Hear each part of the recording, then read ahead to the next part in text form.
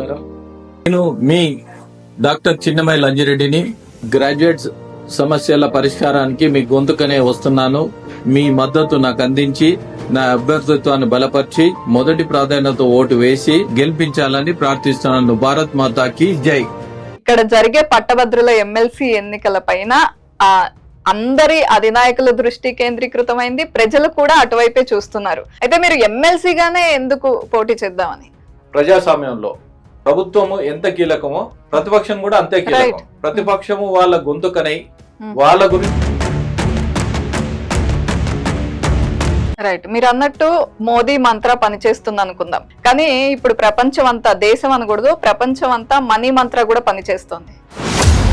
ఖచ్చితంగా 30 కోట్ల నుండి 50 కోట్ల నిధుల వరద అక్కడ పారబోతోంది. ఎవరు డబ్బులతోని గ్రాడ్యుయేట్స్ ఎవరు కొనలేరు. ఎందుకంటే వాళ్ళు ఏ విధంగా బుద్ధి చెప్పాలో ఆ విధంగా బుద్ధి చెప్తారు.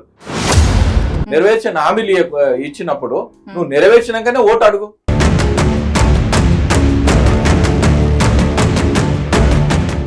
ఎంపీ ఎలక్షన్ కి వచ్చేసరికి ఒకలాంటి మైండ్ సెట్ తో ప్రజలు ఓటేశారు. ఎమ్మెల్యే ఎలక్షన్ కి ఒకలాంటి మైండ్ సెట్ తో చేశారు. అయితే ఎమ్మెల్సీ ఎలక్షన్ లో ఖచ్చితంగా అలా వేరే విధంగా ఆలోచిస్తే బీజేపీ గెలుపు పరిస్థితి ఏంట? ఆదిలాబాద్ మేమే గెలిచినాం, నిజామాబాద్ మేమే గెలిచినాం, కరీంనగర్ మేమే గెలిచినాం.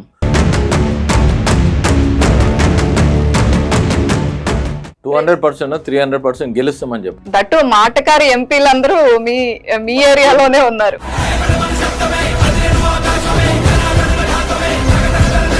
అయితే ఈ గ్రాడ్యుయేట్ ఎమ్మెల్సీ ఎలక్షన్స్ లో ఖచ్చితంగా టీచర్స్ పాత్ర కూడా చాలా కీలకం. అంటే టీచర్స్ ఎట్లాంటి సమస్యలతో వస్తారు, మీరు ఎట్లాంటి అష్యూరెన్స్లు ఇస్తున్నారు వాళ్ళకి? 4 ఉమ్మడి జిల్లా, 13 జిల్లాలు. 13 జిల్లాల్లో 271 మండలాలు ఉన్నాయి. 271 మండలాల్లో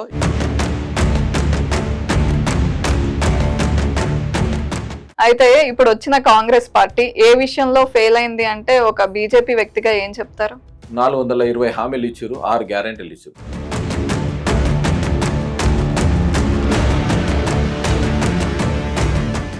అంటే అంజిరెడ్డి గారు, మీరు చెప్పే లాజిక్స్ అన్ని కరెక్ట్ గానే ఉన్నాయి. ఖచ్చితంగా గ్రాడ్యుయేట్స్ అమ్ముడు పోరు, నా వైపే నిలబడతారు అనడానికి మీ కాన్ఫిడెన్స్ ఏంటి? ప్రశ్నించే గొంతున్నప్పుడే ఆటోమేటిక్ ఏంటంటే వాళ్ళ సమస్యలు ఏవైతే ఉన్నాయో నెరవేర్చిన దాకా వాళ్ళు ఎంబడి పడతాం, వాళ్ళ మెడలో ఉంచుతాం, వాళ్ళ మెడలోంచి వాళ్ళ పని చేపిస్తాం.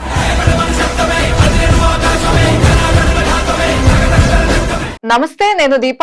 Welcome to YoYo TV. ఇప్పుడు తెలంగాణలో ఎక్కడ విన్నా గ్రాడ్యుయేట్ ఎమ్మెల్సీ ఎలక్షన్స్ గురించే మాట్లాడుకుంటున్నారు. ఎందుకు ఇంత ఇంపార్టెన్స్ పెరిగిపోయింది? 2 టీచర్ ఎమ్మెల్సీ ఎన్నికలు జరుగుతుంటే గ్రాడ్యుయేట్ ఎమ్మెల్సీ ఎన్నికలు ఒకటి జరగబోతోంది. అది కూడా ఆదిలాబాద్, నిజామాబాద్, కరీంనగర్, మెదక్. ఈ ఏరియాస్ లో మనం కొంత అబ్జర్వ్ చేస్తే బీజేపీకి చాలా పట్టున్నట్టుగా కనిపిస్తోంది. 4 ఎంపీ క్యాండిడేట్లు ఉన్నారు అక్కడ. అది కూడా ఆ ఎంపీలు అందరికీ సుపరిచితులే, చాలా మాటకారి వ్యక్తులు. అండ్ అక్కడ ఎమ్మెల్యేలు కూడా అంతే బలంగా ఉన్నారు. ఇంత బలం ఉన్న బీజేపీ నుండి బీజేపీ ఎమ్మెల్సీ అభ్యర్థిగా అంజిరెడ్డి గారు నిలబడబోతున్నారు.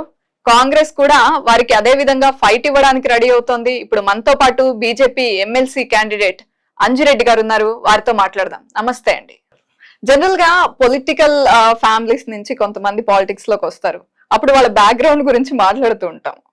కానీ ఇంకొంతమంది వ్యాపారం చేస్తూ బిజినెస్ పర్సన్స్ గా వస్తూ ఉంటారు, వాళ్ళది వ్యాపారం గురించి మాట్లాడతాం. కానీ మీ విషయంలో నాకు కొత్త పేరు వినిపిస్తోంది, మీ ట్రస్ట్ గురించి వినిపిస్తోంది. మీ ఇంటి పేరు అయిపోయింది ఎస్ఆర్ ట్రస్ట్ అంటూ.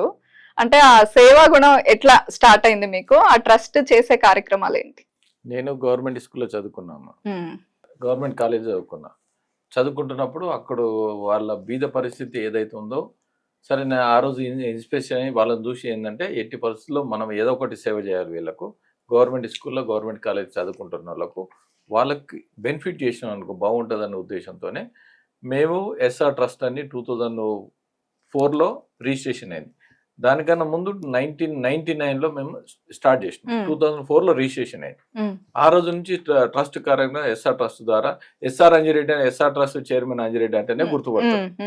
ఆ కార్యక్రమాలతో పాటు స్కూల్స్లో అయినా కాలేజీలో అయినా, కాలేజీలు కూడా ఎక్కడైతే మాకు జూనియర్ కాలేజీలు పెట్టి కొన్ని సంవత్సరాలు ఫీజులు కట్టినాం అందరికి, టోటల్ అందరికి. స్కూల్స్లో అయినా అందరికి డ్రెస్, టై, బెల్ట్ తో సహా మొత్తం A to Z ప్రైవేట్ స్కూల్స్లో ఏ విధంగా అయితే ఉంటుందో ఆ విధంగా వీళ్ళందరికి ఇచ్చి వాళ్ళు ఎడ్యుకేటెడ్ అనుకో వాళ్ళ ఫ్యామిలీ బాగుపడుతుందన్న ఉద్దేశంతో మనం చేసింది. తర్వాత స్పోర్ట్స్ కండక్ట్ చేసి, తర్వాత స్టేట్ స్పోర్ట్స్ కండక్ట్ చేసి, ఎవ్రీ ఇయర్ మేము cricket state tournament, volleyball tournament, shuttle tournament, number of works చేసినాం. అదే విధంగా ఎస్ఆర్ ట్రస్ట్ ద్వారా ఒకటి మినరల్ వాటర్, విద్యార్థులకు ఎక్కడైతే మంజీరా వాటర్ వస్తలేదో వాళ్ళకి మినరల్ వాటర్ పంపించడం. తర్వాత మినరల్ వాటర్ ఏంటంటే టోటల్ ఎక్కడ పెళ్లిళ్ళైనా టోటల్ 3 ప్లాంట్లు పెట్టేసి వాళ్ళకు మినరల్ వాటర్ ఏ పెళ్లికైనా మా వెహికల్తో మినరల్ వాటర్ తీసుకుపోయడం. తర్వాత అన్ని గవర్నమెంట్ ఆఫీస్లో ప్రతి డిస్పెన్సరీ ఉంటుంది. ఎస్ఆర్ ట్రస్ట్ అంజిరెడ్డి అని వాళ్ళకి డిస్పెన్సరీ వాటర్ ప్లస్ ఇది అలా వోల్టాస్ కంపెనీ మేము ఇస్తాం. అలా plain water, cool water, hot water వస్తుంది. హాట్ వాటర్ అని డిప్ టీ చేసుకోనికి కింద ఫ్రిడ్జ్ కూడా ఉంటుంది. ఆ సిస్టమ్ లో మేము అందరికి ఇస్తాం. ఎందుకంటే ఈ కుండల నీళ్లు ఇస్తుంటాం. కుండల నీళ్లు ఏంటంటే చెయ్యి అలా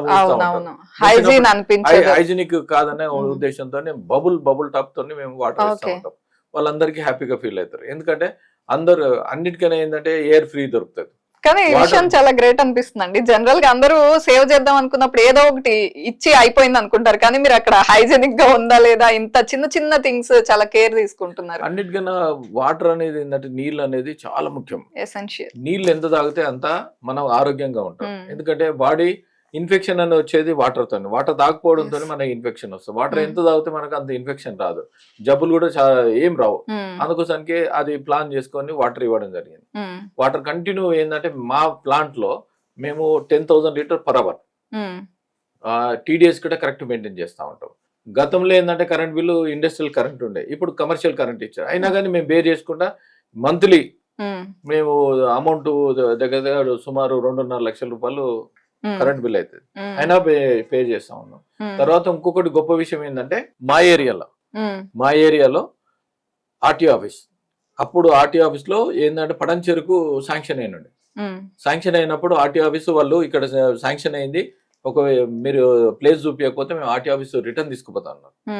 అప్పుడు నేను సొంతంగా మా ప్లేస్ లో షెడ్ వేసి ఆఫీస్ కట్టించినాను, 4 ఎకరాలు స్థలం కట్టించినాను.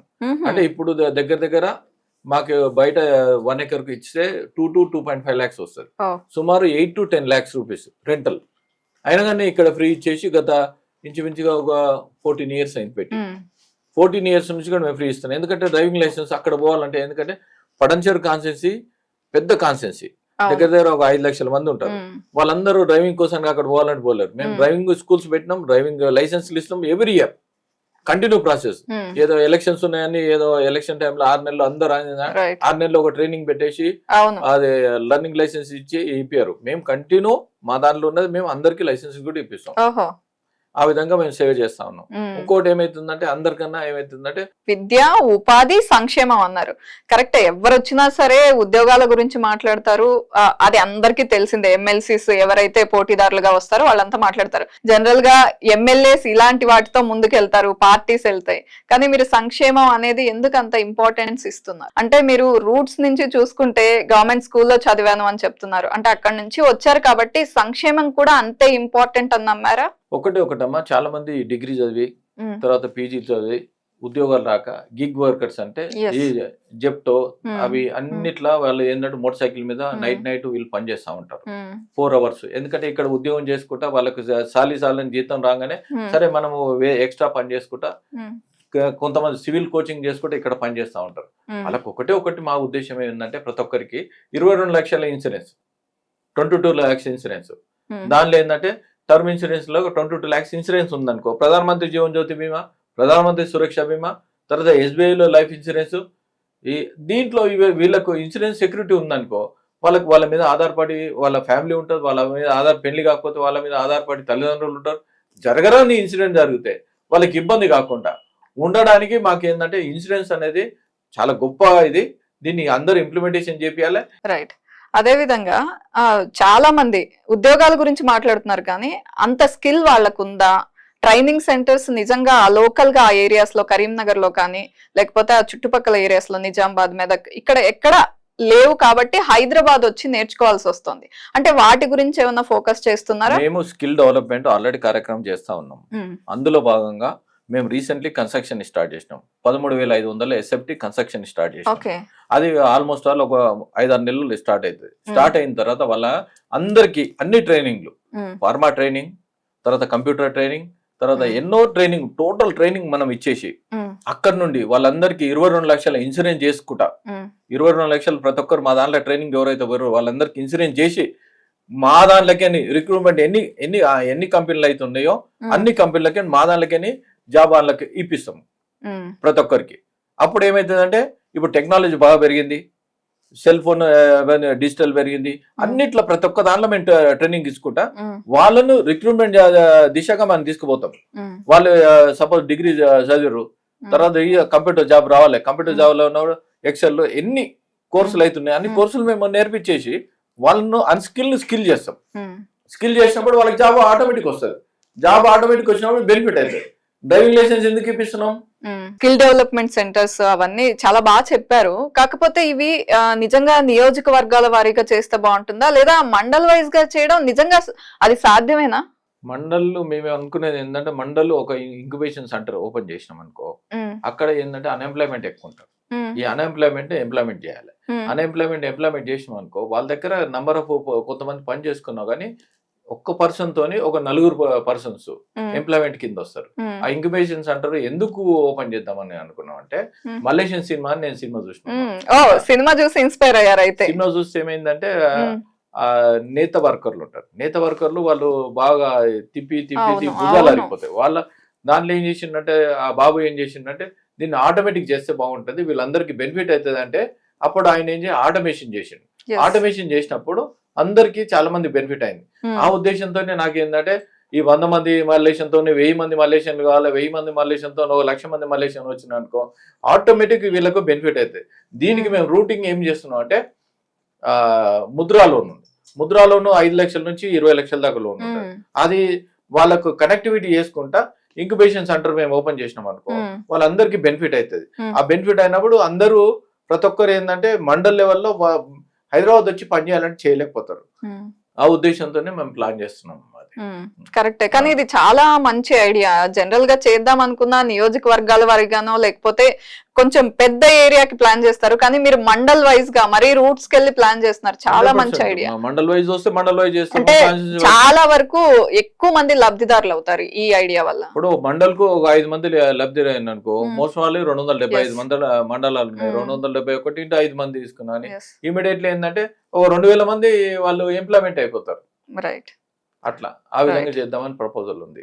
అయితే విద్యకు సంబంధించి అంటే చాలా లోటుపాట్లు ఉన్నాయి. అయితే మీ వరకు విద్యకు సంబంధించి ఏ విషయాల్లో ఇప్పుడున్న గవర్నమెంట్ ఫెయిల్ అయింది అనుకుంటున్నారు? ఒకటేనమ్మా, గతంలో యాక్చువల్ ఏంటంటే 20,000 స్కూల్స్ ఉంటాయి, 8,000 స్కూల్ మూతపడ్డాయి.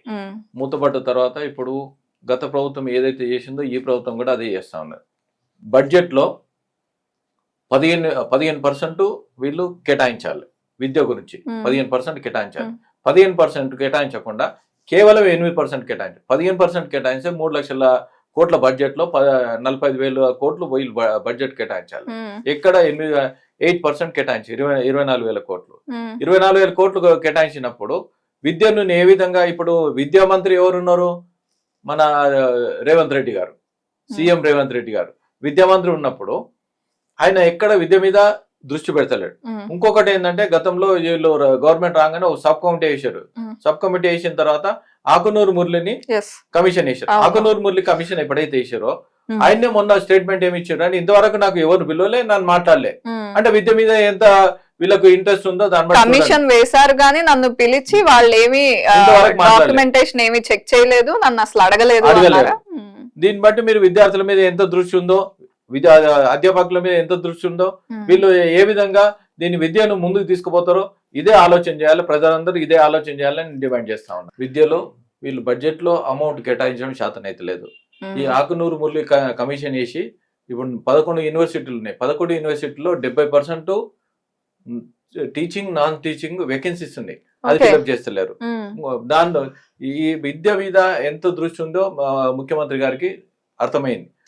మేమేం చేయాలనుకున్నామంటే మా గెలిచిన తర్వాత ప్రతి మండల్లో వీళ్ళు కూడా మండల్కి ఏం చేశారంటే ప్రతి మండల్లో ఒకటి ఇంటర్నేషనల్ స్కూల్ పెడుతున్నారు. ఎక్కడ పెట్టిన దాఖలాలు లేవు. ధీటుగా నేనేమనుకుంటున్నా అంటే నా శాలరీలో గెలిచిన తర్వాత నా శాలరీ మొత్తం స్కూల్ పెట్టి ఒక మోడల్ స్కూల్ గా డెవలప్ చేసి ఇంటర్నేషనల్ స్టాండర్డ్ గా దానిలో ఖచ్చితంగా మీరు శాలరీ ₹1 కూడా తీసుకోరు. ₹1 కూడా తీసుకోను నేను. తీసుకోకుండా మిగతా ఈ డెవలప్ చేసి మిగతా డెవలప్ సిఎస్ఆర్ ఫండ్స్ తీసుకొని అన్ని స్కూల్స్ అదే విధంగా డెవలప్ చేయాలని నా కోరిక ఉంది. వాళ్ళు ఎప్పుడైతే ఎడ్యుకేషన్ ఇంప్రూవ్ అయిందనుకో వాళ్ళకి బెనిఫిట్ అవుతుంది. ఆ విధంగా నా ఉద్దేశం ఉంది. రైట్. అయితే తెలంగాణలో ఇప్పుడు ఖచ్చితంగా నేను ఇది మాట్లాడాలి. ఈ 4 ప్రాంతాలు ఏవైతే ఉన్నాయో కరీంనగర్, నిజామాబాద్, ఆదిలాబాద్, మెదక్, ఇక్కడ జరిగే పట్టభద్రుల ఎమ్మెల్సీ ఎన్నికల పైన అందరి అధినాయకుల దృష్టి కేంద్రీకృతమైంది. ప్రజలు కూడా అటువైపే చూస్తున్నారు. ఖచ్చితంగా దీన్ని ప్రతిష్టాత్మకంగా తీసుకుంటున్నాయి పార్టీస్ అని. అయితే మీరు ఎమ్మెల్సీగానే ఎందుకు పోటీ చేద్దామని? ఉత్తర తెలంగాణలో వాతావరణం ఎట్లుందంటే టోటల్ వాతావరణం 7 మంది ఎమ్మెల్యేలు తర్వాత 4 ఎంపీలు ఉన్నారు. అవుట్ ఆఫ్ 8 మంది ఎమ్మెల్యేలకు 7 మంది ఎమ్మెల్యేలు అక్కడనే గెలిచారు. ఉత్తర తెలంగాణలో బాగా వాతావరణం బీజేపీ మీద ఉంది. ఈ బీజేపీ వాతావరణం ఎవరైతే ఉందో గ్రాడ్యుయేట్ మీద ఉందనుకో, ఎడ్యుకేటెడ్స్ ఉందనుకో ఇమీడియట్లీ కనెక్టివిటీ అవుతారు. మేము చేసే సర్వీస్ కోసానికి, మేము మాట్లాడే దానికోసానికి ఈ కనెక్టివిటీ అయిందనుకో వాళ్ళకి బెనిఫిట్ అవుతుంది. ఒకటి ప్రజాస్వామ్యంలో ప్రభుత్వము ఎంత కీలకమో ప్రతిపక్షం కూడా అంతే కీలకం. ఎందుకంటే ప్రతిపక్షము ఎప్పుడైతే ఉంటుందో ప్రతిపక్షము వాళ్ళ గొంతుకనై వాళ్ళ గురించి నేను పోరాటం చేస్తాను. అందుకోసానికి నేను ఎమ్మెల్సీ నిలబడతా ఉన్నాను. వాళ్ళ సమస్యలన్నీ శాసన మండలిలో వాళ్ళ గురించి ఫైట్ చేస్తాను. అందుకోసానికి ఎమ్మెల్సీ క్యాండిడేట్ గా నేను నిలబడతా ఉన్నాను. ఇప్పుడు కాంగ్రెస్ వర్సెస్ బీజేపీ అన్నట్లుగా పోటీ ఉంది. బీఆర్ఎస్ ఎట్లానో అక్కడ పోటీలో లేనట్టే కనిపిస్తుంది. ఎందుకంటే ఇంతవరకు క్యాండిడేట్ లేరు కాబట్టి అక్కడ అంత ప్రతిష్టాత్మకంగా తీసుకున్నప్పుడు ఖచ్చితంగా మీకు అక్కడ బలం ఉంది. ఎంపీలు ఉన్నారు, మీ ఎంపీలే, ఎమ్మెల్యేలు ఉన్నారు. అంటే 200% ఫైట్ ఇస్తారు మీరు. కానీ 300% గెలుస్తామని చెప్పారు. అంటే చాలా కాన్ఫిడెంట్ గా ఉన్నారు గెలుస్తామని. కానీ ఎంపీ ఎలక్షన్ కి వచ్చేసరికి ఒకలాంటి మైండ్ సెట్ తో ప్రజలు ఓటేశారు. ఎమ్మెల్యే ఎలక్షన్ కి ఒకలాంటి మైండ్ సెట్ తో చేశారు. అయితే ఎమ్మెల్సీ ఎలక్షన్ లో ఖచ్చితంగా అలా ఆ విధంగా సంఖ్యాబలం మీకున్నా కూడా వేరే విధంగా ఆలోచిస్తే బీజేపీ గెలుపు పరిస్థితి ఏంటి అక్కడ? మీరు ఒకటే తీసుకోండమ్మా. యాక్చువల్ ఏంటంటే ఉమ్మడి కరీంనగర్, ఉమ్మడి ఆదిలాబాద్, ఉమ్మడి మెదక్, ఉమ్మడి నిజామాబాద్.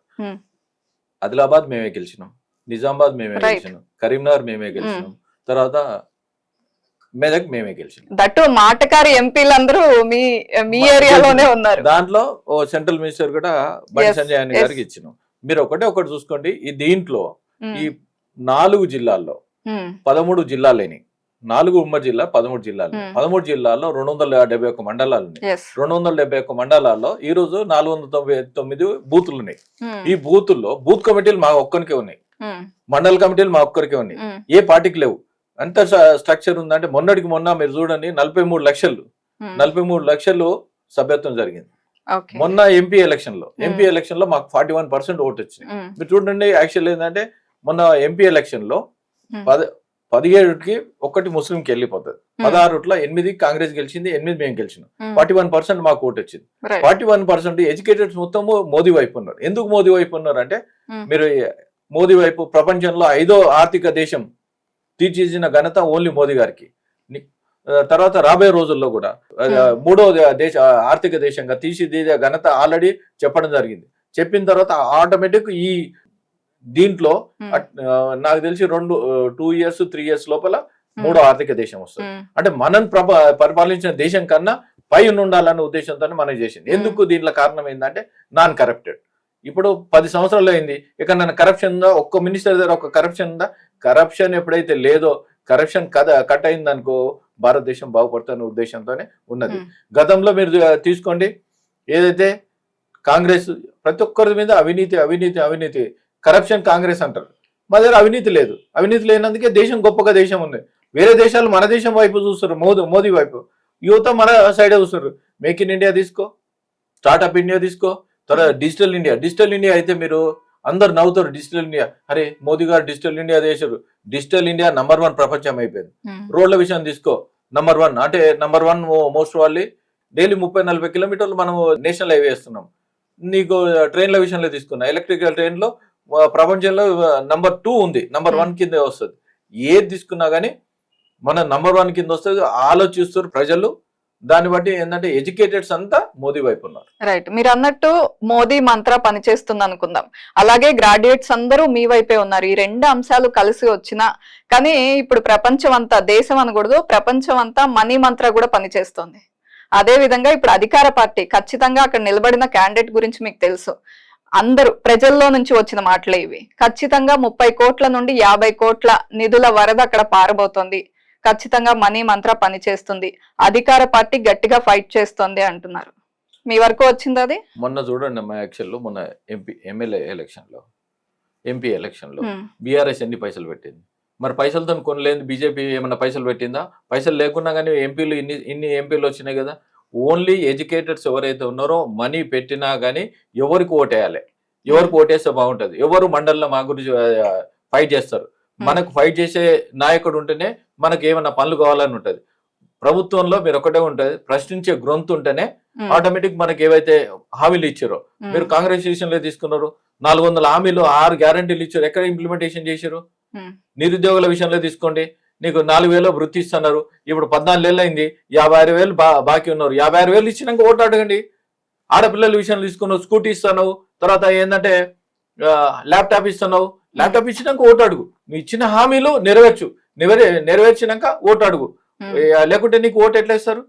ఇంకొకటి ఏంటంటే లాయర్ల విషయంలో తీసుకో, లాయర్ల విషయంలో తీసుకుంటే కార్పొరేషన్ ఫండ్ అని నీకు 100 కోట్లు ఇస్తాను, తర్వాత 5,000 వాళ్ళకు స్టైఫండ్ అమౌంట్ ఇస్తాను, 3 సంవత్సరాలు ఇస్తాను. ఏ ఒక్క లాయర్కి ఇచ్చిన దాఖలాలు ఉన్నాయా? లేదు. డాక్టర్స్ విషయంలో తీసుకో, డాక్టర్స్ విషయంలో టోటల్లో ఎక్కడైతే సిబ్బంది ఉన్నదో 70% సిబ్బంది లేదు, 30% సిబ్బందితో నీకు హాస్పిటల్ నడుస్తా ఉన్నాయి. హాస్పిటల్లో నీకు రిక్రూట్మెంట్ నాన్ స్టాఫ్ అయినా కానీ రిక్రూట్మెంట్ చేయండి, ఎందుకు చేస్తలేవు? ఇవన్నీ తీసుకుంటా ఉంటే ప్రతి ఒక్కరు ఆలోచిస్తారు. కేవలం డబ్బులు కాదు, డబ్బులతోని ఎవరు కొనలేరు, ఎవరు డబ్బులతోని గ్రాడ్యుయేట్స్ ఎవరు కొనలేరు. ఎందుకంటే వాళ్ళు ఏ విధంగా బుద్ధి చెప్పాలో ఆ విధంగా బుద్ధి చెప్తారు. నెరవేర్చిన హామీలు ఇస్తుంటా, నెరవేర్చిన హామీలు ఇచ్చినప్పుడు నువ్వు నెరవేర్చినాకనే ఓటు అడుగు, అందుకోసానికి ఓటుతో బుద్ధి చెప్తారు వాళ్ళకు. అంటే అంజిరెడ్డి గారు మీరు చెప్పే లాజిక్స్ అన్ని కరెక్ట్ గానే ఉన్నాయి. ఖచ్చితంగా గ్రాడ్యుయేట్స్ అమ్ముడు పోరు, నా వైపే నిలబడతారు అనడానికి మీ కాన్ఫిడెన్స్ ఏంటి? కాన్ఫిడెన్స్ ఒక్కటి ఏంటంటే భారతీయ జనతా పార్టీ నిరంతరం వాళ్ళ గురించి పోరాటం చేస్తూనే ఉంటుంది. యువకుల విషయంలో అయినా సరే, అధ్యాపకుల విషయంలో అయినా సరే. అధ్యాపకుల విషయంలో ఏంటంటే 317 జీవోలో మా అధ్యక్షులు గతంలో బండి సంజయ్ గారు, ఇప్పుడు మినిస్టర్, వాళ్ళ గురించి ఫైట్ చేస్తే తీసుకుపోయి జైలు వేసారు. ఆర్టీసీ ఎక్స్రోడ్ దగ్గర కేంద్ర మంత్రి ఉండి నిరుద్యోగుల కోసం ఫైట్ చేస్తే వాళ్ళని తీసుకుపోయి మళ్ళా అరెస్ట్ చేయడం జరిగింది. నిరంతరం ఎవరు ఫైట్ చేస్తారు? మేం ఫైట్ చేస్తాం.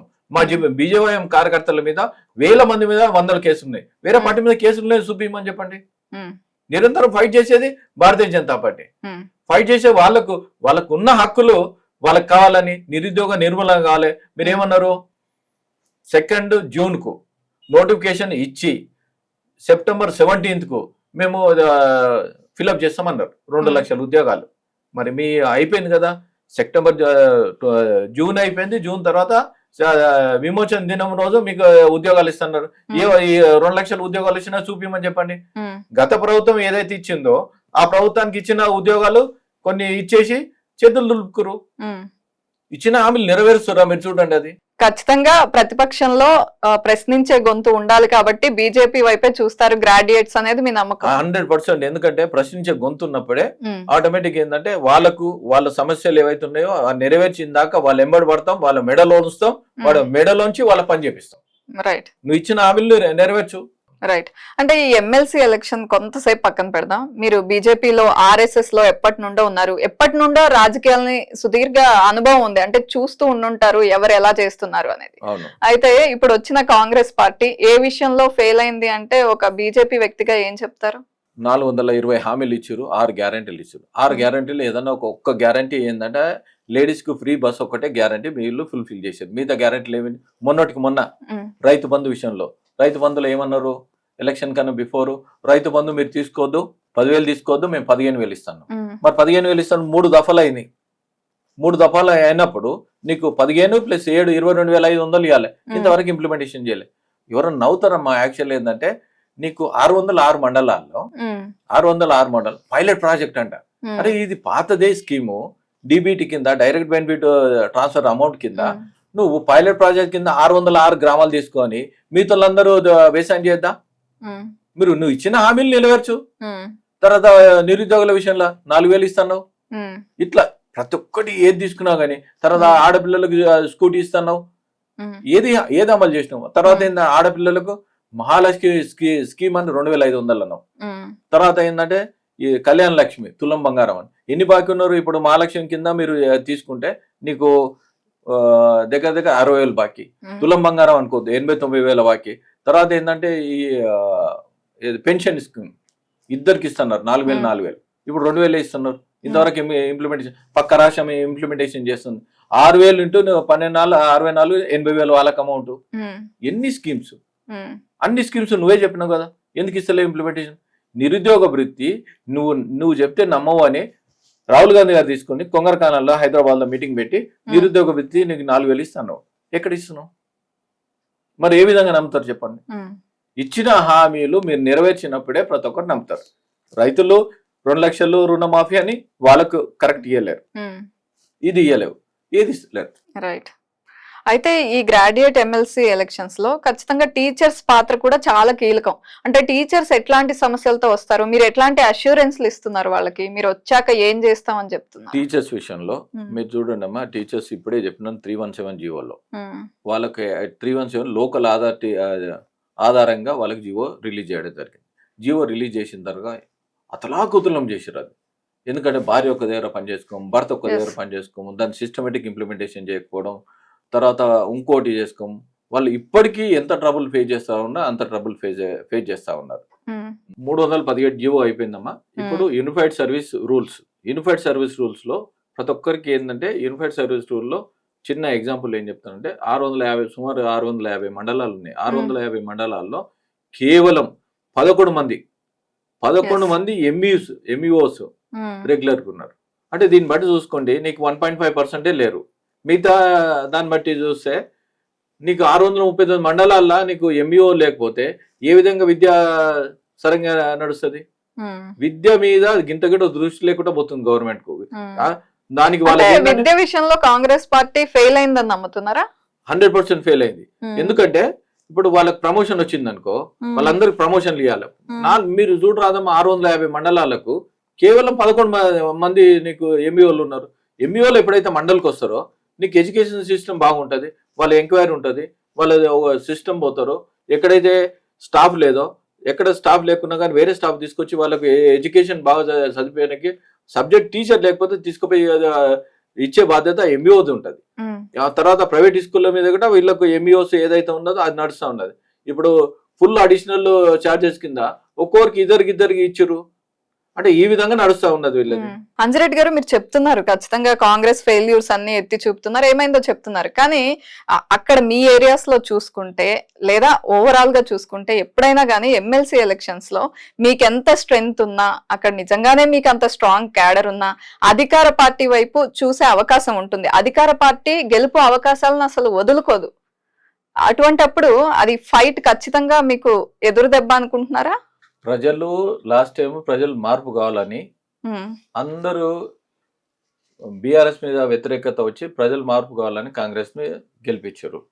గెలిపించిన తర్వాత ఇప్పుడు ఏమైందమ్మా, అన్ని వాళ్ళ కష్టాలు ఏవైతే ఉన్నాయో ప్రతి ఒక్కరు, విద్యార్థులైనా, తర్వాత నిరుద్యోగులైనా, తర్వాత వైద్యులైనా, అడ్వకేట్లైనా ప్రతి ఒక్కరూ చాలా బాధపడుతున్నారు. ఎందుకు గెలిపించారు అనే రకంగా వాళ్ళు బాధపడుతున్నారు. సెక్రటరియట్ తీసుకుంటే కాంట్రాక్టర్లు, ఎంతో మంది కాంట్రాక్టర్లు సెక్రటరియట్ పోయి బిల్లు కోసం పోతే కమిషన్ లేని ఎక్కడ బిల్ పాస్ అవుతలే. ఆ కమిషన్ ఇచ్చినా అందరూ ఆరోపించినట్లు అట్లా కమిషన్ తీసుకుంటుందా కాంగ్రెస్ పార్టీ? 100% అంటే చాలా గట్టి అలిగేషన్ ఇస్తున్నారు మీరు. 100% దాంట్లో 100% దాంట్లో సమస్య లేదు. మీరు ఎవరినైనా అడగండి, ఏ కాంట్రాక్టర్ నన్ను తీసుకోండి. అదంతా ఎందుకమ్మా, యాక్చువల్ సర్పంచులు, గతంలో సర్పంచులు ఎవరైతే ఉన్నారో వాళ్ళందరూ చిన్న కాంట్రాక్ట్ చేశారు. వాళ్ళకు 650 కోట్లు అమౌంట్ రావాలి. ఇంతవరకు ఏ సర్పంచ్ కి డబ్బులు ఇంతవరకు వెళ్ళే. వాళ్ళు ఎంతో స్ట్రైక్ చేశారు. స్ట్రైక్ చేసిన వాళ్ళు ఇంతవరకు పట్టించుకున్న నాదులు లేడు. ఇవన్నీ కమిషన్లు చూస్తుంటే ఏమైతుందమ్మా, అంటే కమిషన్ల వ్యవహారం చూస్తుంటే, అవును, కమిషన్ల వ్యవహారం చూస్తుంటే మీరు అందరు ఎంత ఇబ్బంది పడుతారో మీరు చూస్తా ఉన్నారు. చూస్తా ఉంటే కష్టాలేమో ప్రజల కంటికి, కమిషన్లేమో వాళ్ళ ఇంటికి. అంత దారుణంగా ఉంది. ఆ దారుణాన్ని మళ్ళీ మనం ఏం చేయలేం. రైతుల విషయంలో తీసుకుంటే కరెంటు కోతలు, రైతుల వాతలు. రైతుల విషయంలో చూసుకుంటే కరెంటు కోతలు, రైతుల వాతలు. ఇంత దారుణంగా ఉంది కాంగ్రెస్ ప్రభుత్వం. కాబట్టి ఆ వ్యతిరేకత ఉంది కాబట్టి ఖచ్చితంగా బీజేపీ వైపే చూస్తారు అని ఆలోచిస్తున్నారు. రైతుల విషయంలో తీసుకున్నా, తర్వాత ఏది మహిళల విషయంలో తీసుకున్నా, వైద్యుల విషయంలో తీసుకున్నా, అడ్వకేట్ల విషయంలో తీసుకున్నా, విద్యార్థుల విషయం తీసుకున్నా, నిరుద్యోగుల విషయం తీసుకున్నా, ప్రతి ఒక్కరు వ్యతిరేకంగా ఉన్నారు కాంగ్రెస్ ప్రభుత్వానికి. మొన్నటికి మొన్న తాజా మాజీ సర్పంచులు ఎవరైతే కాంటాక్ట్ చేసుకున్నారో వాళ్ళు కూడా వ్యతిరేకంగా ఉన్నారు. అదే విధంగా ఏదైతే ఈ కాలేజీలు ఉన్నాయి ఫీజు రియంబర్స్మెంట్ విషయంలో వాళ్ళు ఇంకా వ్యతిరేకత ఉన్నారు. గత ప్రభుత్వం ఇస్తా అన్నారు, ఈ ప్రభుత్వం ఇంతవరకు ఇస్తలే, 14 ఏళ్ళు అయింది. ఎవరు హ్యాపీగా ఉన్నారు? ఏ వింగు హ్యాపీ లేదు వీళ్ళ దగ్గర. వాళ్ళు కమిషన్ తీసుకొని వాళ్ళే హ్యాపీ ఉన్నారు, మిగతా ఎవరు హ్యాపీగా లేరు. సో ఖచ్చితంగా రేపు జరగబోయే 27వ తారీఖున జరగబోతోంది. దానిలో ఖచ్చితంగా అంజిరెడ్డి గారే విన్నర్ గా నిలబడతారు. బీజేపీ పార్టీని ప్రతిష్టాత్మకంగా ప్రజల ముందు నిలబెడతారు అనుకోవచ్చా? పక్కా ఇది బీజేపీ పార్టీని ప్రజలు నమ్మిర్రు. ప్రజల కోసానికి మేము నిరంతరం పోరాటం చేస్తాం.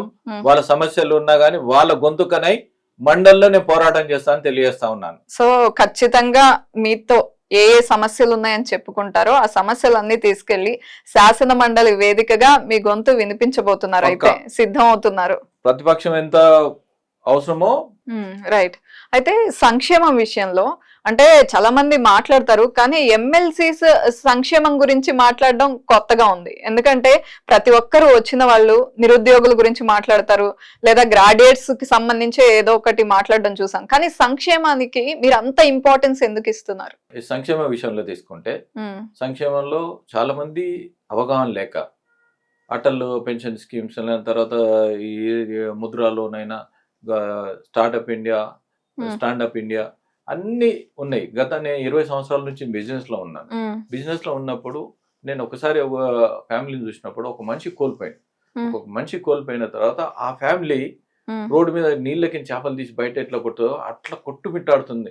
అమ్మాయి పని చేయలేక పిల్లల్ని స్కూల్కి పంపించలేక చాలా ఇబ్బంది పడుతాను.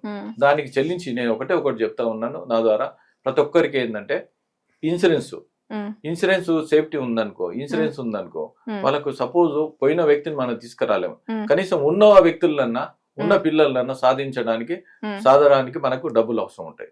అందుకోసానికి ఇన్సూరెన్స్ ప్రధానమంత్రి జీవన్ జ్యోతి బీమా ఉంది, ప్రధాన సురక్ష బీమా ఉంది, SBI లైఫ్ ఇన్సూరెన్స్ ఉంది, పోస్ట్ ఆఫీస్ లో ఇన్సూరెన్స్ ఉంది. ఇవన్నీ ఏంటంటే దగ్గర 22 lakhs అమౌంట్ మనం ప్రపోజల్ మనం చేసుకున్నాం అనుకో, సింపుల్ దాంతో మనం పైకి వస్తాం. అందుకోసానికి ఏంటంటే విద్యార్థులైనా సరే, ఉద్యోగులైనా సరే, గిగ్ వర్కర్స్ మోస్ట్ ఇంపార్టెంట్. ఈ గిగ్ వర్కర్స్ అయితే జొమాటోలో దీంట్లో పనిచేస్తూ ఉంటారు. వాళ్ళు మోటార్ సైకిల్ తీసుకొని ఏ రాత్రి అయినా పోతా ఉంటారు. వాళ్ళకి సెక్యూరిటీ లేకుండా పోతుంది. వాళ్ళకి ఏంటంటే 4 hours 6 hours 8 hours పనిచేస్తూ ఉంటారు, 24 గంటలు పనిచేస్తూ ఉంటారు. వాళ్ళకి ఎంత ఇంపార్టెంట్ అంటే వాళ్ళ ఫ్యామిలీ మొత్తము ఊర్లో ఉంటుంది, లేకుంటే వాళ్ళు అమ్మ నాన్న ఊర్లో ఉంటారు. వాళ్ళకు చాలా సేఫ్టీ కోసానికి ఇది 100% ప్రతి ఒక్కరికి ఏంటంటే 22 lakhs ఇన్సూరెన్స్ చేసుకుంటే సేఫ్టీ కోసానికి ప్రతి ఒక్కరికి ఉంటుంది. అందుకోసానికి నా ద్వారా ఏం చెప్పేది ఏంటంటే ఎట్టి పరిస్థితుల్లో వీళ్ళని చూసే నేను బాగా చెల్లించి ప్రతి ఒక్కరికి చేపియాలని నా ఉద్దేశం ఉంది. రైట్. నాకు ఈ ఇంటర్వ్యూ మొత్తం చేశాక అర్థమైంది ఏంటంటే, అంటే వచ్చే స్కీమ్స్ గవర్నమెంట్ నుంచి వస్తూ ఉంటాయి, కానీ అవగాహన లేక కొన్ని కోల్పోతున్నారు. అదే విధంగా మీరు మీ సొంతగా ఏదైతే మీరు శాలరీ తీసుకోను అన్నారో ఆ అంశం కానీ, లేకపోతే మీ ట్రస్ట్ ద్వారా మీరు చేసే సేవల్ని ఇంకా ముందుకు తీసుకెళ్ళాలి, ఇంకా విస్తృతం చేయాలి అనే అంశం కానీ అన్ని చాలా బాగున్నాయి.